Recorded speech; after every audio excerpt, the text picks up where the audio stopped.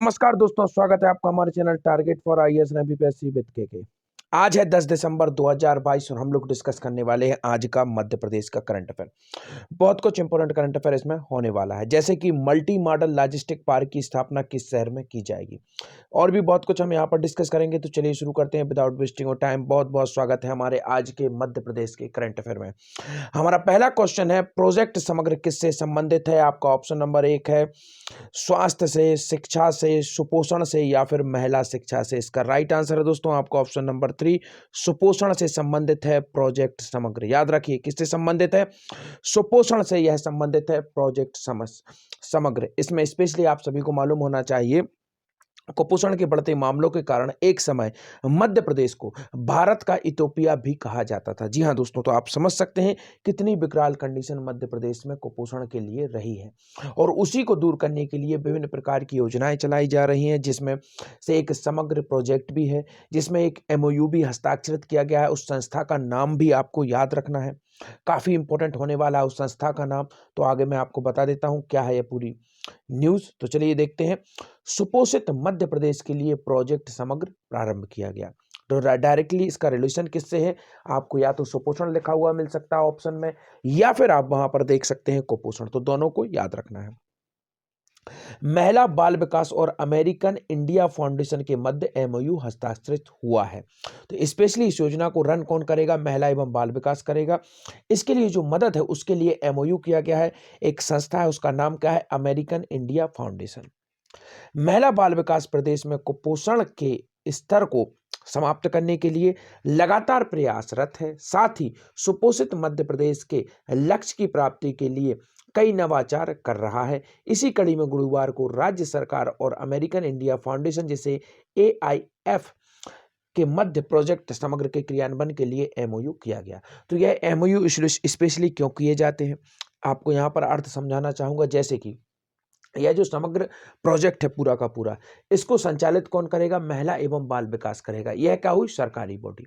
But if they have not particular knowledge, अगर उनके पास कोई भी सरकारी विभाग है या कोई भी सरकारी अंग है, संस्था है, जैसे आप यूनिवर्सिटीज ले सकते हैं, विभिन्न प्रकार की कोई भी सरकारी जो अंग है, तंत्र है, अगर उसके पास विभिन्न प्रकार की जो टेक्निकल जानकारी है, हर तरीके की टेक्निकल जानकारी उनके पास अवेलेबल नहीं हो सकती है।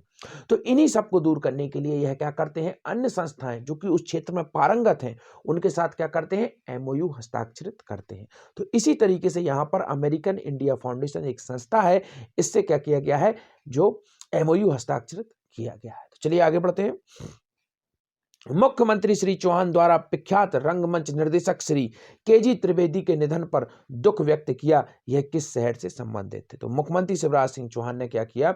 एक विख्यात रंगमंच निर्देशक थे श्री जे के केजी त्रिवेदी जी, इनके निधन हुआ, इस पर क्या किया उन्होंने? दुख व्यक्त किया। यह किस शहर से संबंधित थे? आपका ऑप्शन नंबर 1 है भोपाल से, इंदौर से, जबलपुर से या फिर रतलाम से। इसका राइट आंसर है दोस्तों, यह संबंधित थे भोपाल से। हाल ही में दोस्तों ग्रामीण क्षेत्र में स्वच्छता सर्वेक्षण में नंबर 1 पर कौन रहा था? भोपाल रहा था। याद रखिए, सस्टेनेबल डेवलपमेंट में स्वच्छता सर्वेक्षण में भोपाल रहा टॉप पर, और इंदौर तो स्वच्छता सर्वेक्षण में छा गया, अर्थात 6 बार इसे स्वच्छता सर्वेक्षण का अवार्ड मिल चुका है। तो इस फैक्ट को आपको याद रखना है काफी डीपली तरीके से। इंदौर 5 पहाड़ियों पर बसा हुआ है, इस फैक्ट को भी आपको याद रखना है, काफी बार पूछ लिया जाता है। मध्य प्रदेश की सांस्कृतिक राजधानी क्या है? जबलपुर, इसको भी याद रखिए। और अंगूर अनुसंधान केंद्र कहां पर है? रतलाम में है। तो इस फैक्ट को भी आपको याद रखना है डीपली तरीके से, काफी मोस्ट इंपोर्टेंट फैक्ट है। तो I hope you will remember that. मुख्यमंत्री श्री चौहान द्वारा विख्यात रंगमंच निर्देशक श्री केजी त्रिवेदी के निधन पर दुख व्यक्त किया गया है। मुख्यमंत्री श्री शिवराज सिंह चौहान ने भोपाल के प्रख्यात रंगमंच निर्देशक श्री केजी त्रिवेदी के निधन पर दुख व्यक्त किया है। मुख्यमंत्री श्री चौहान ने कहा कि त्रिवेदी ने कला के क्षेत्र में महत्वपूर्ण सेवाएं दी हैं, क्योंकि यह कौन थे?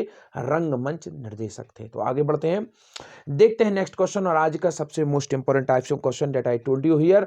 मल्टी मॉडल लॉजिस्टिक पार्क की स्थापना किस शहर में की जाएगी? आपका ऑप्शन नंबर 1 है इंदौर, जबलपुर, रतलाम या फिर ग्वालियर। इसका राइट आंसर है दोस्तों आपका ऑप्शन नंबर 1 इंदौर।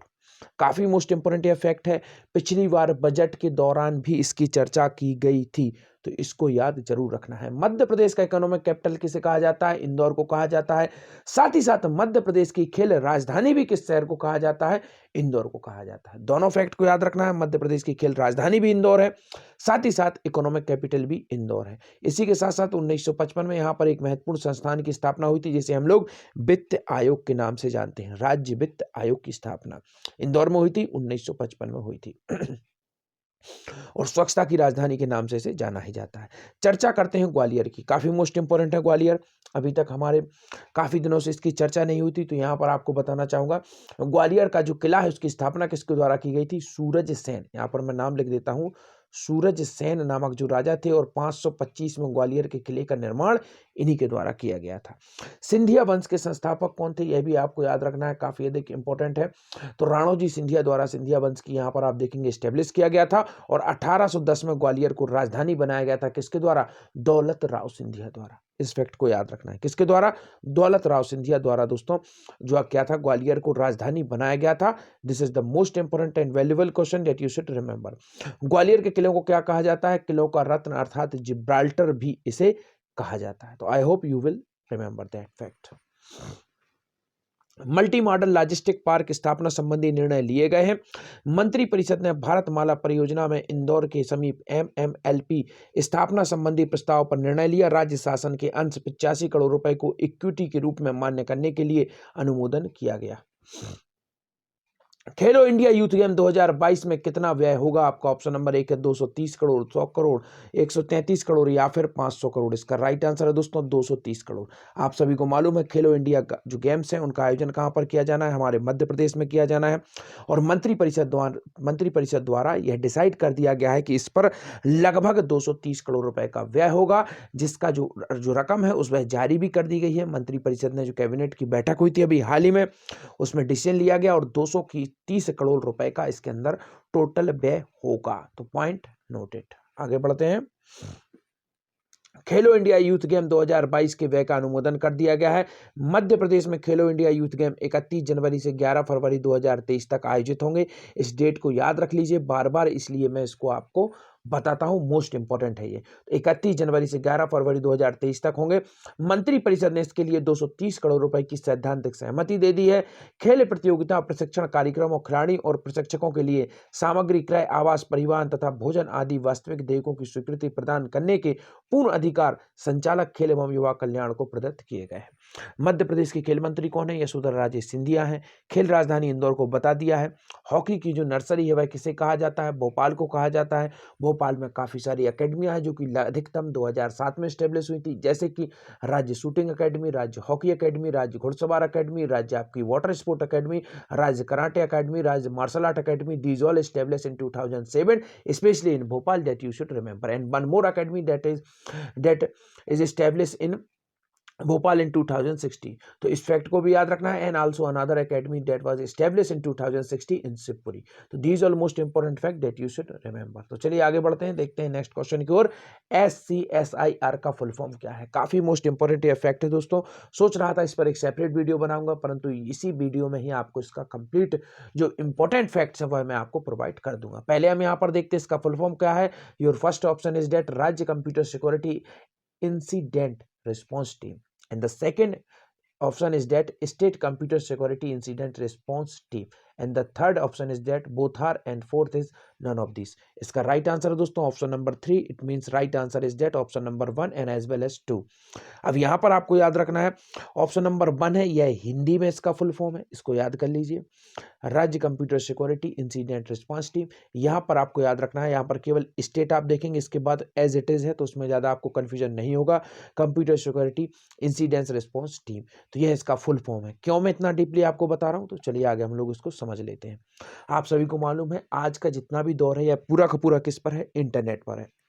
और इंटरनेट में सबसे अधिक साइबर क्राइम होते हैं। आज पुराने डकैतों की तरह लूट नहीं होती, आज लूट का एक नया तरीका है, और उससे लड़ने के लिए सरकारें भी अलर्ट हो रही हैं, जिसके लिए इस तरीके की संस्थाएं बनाई जा रही हैं। तो देखते हैं, भारतीय कंप्यूटर इमरजेंसी रिस्पांस टीम, जिसे हम लोग CERT इन साइबर एजेंसी से संबंधित आपदा प्रबंधन के लिए राष्ट्रीय नोडल एजेंसी है। तो यह राष्ट्रीय नोडल एजेंसी है।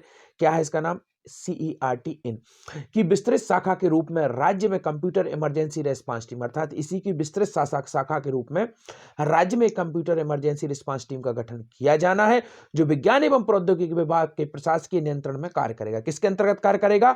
विज्ञान एवं प्रौद्योगिकी विभाग के प्रशासकीय नियंत्रण में कार्य करेगा। और मंत्री परिषद द्वारा निर्णय लिया गया है कि विज्ञान एवं प्रौद्योगिकी विभाग में राज्य computer security incident response team, it means the full form is that राज्य, इसको हम लोग यहां पर देखेंगे स्टेट कंप्यूटर सिक्योरिटी, जो मैंने पीछे आप लोगों को बता चुका हूं, इंसिडेंट रिस्पांस टीम, एंड इसका शॉर्ट फॉर्म क्या है? SCSIRT का गठन किया जाएगा। मंत्रिपरिषद ने इसकी अनुमति दे दी है, इसको आपको याद रखना है। आज के आपके क्वेश्चन है, मध्य प्रदेश के किस शहर में सरपंचों का राज्य स्तरीय सम्मेलन हुआ? And the next most important question is that सरपंचों का मानदेय बढ़ाकर कितना कर दिया गया? इससे डेफिनेटली क्वेश्चन बनेगा।